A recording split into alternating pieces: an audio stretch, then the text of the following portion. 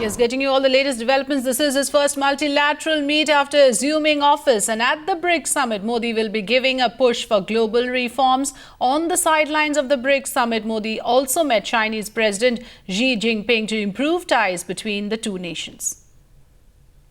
Prime Minister's first bilateral meeting here in Fortaleza, Brazil with Chinese President Xi Jinping seems to have gone off well, given the fact that already the Prime Minister has been invited to the APEC meeting, which is an Asia-Pacific economic countries grouping where India has never been invited before. As far as cooperation between India and China on the economic side is concerned, this is being seen as a major initiative as far as China is concerned, and India looking at this invitation with great deal of interest. Apart from this, the bottom line was something that was emphasized by Narendra Modi, the Prime Minister. In the run-up to the elections meetings, he had raised the issue of boundary, and that is something that he emphasized in the meeting with the Chinese President. How far the boundary talks are going to be an impediment for the economic relations is something that the Modi government will now need to work on.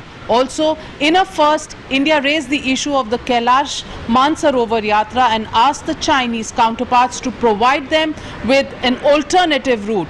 If this happens, then this will be a breakthrough and also take forward the BJP's Hindutva agenda with China and start a new chapter of cooperation between the two sides.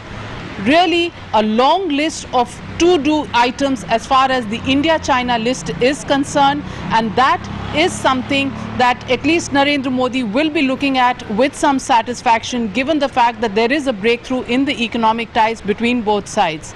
The future of Indo-Chinese relations will determine the success also of the BRICS summit that is likely to happen here in Brazil tomorrow. With camera person Himanshu Verma in Fortaleza, Brazil, this is Navika Kumar for Times Now. Well, Times Now political editor Navika Kumar also tried to get in a word from Prime Minister Modi himself.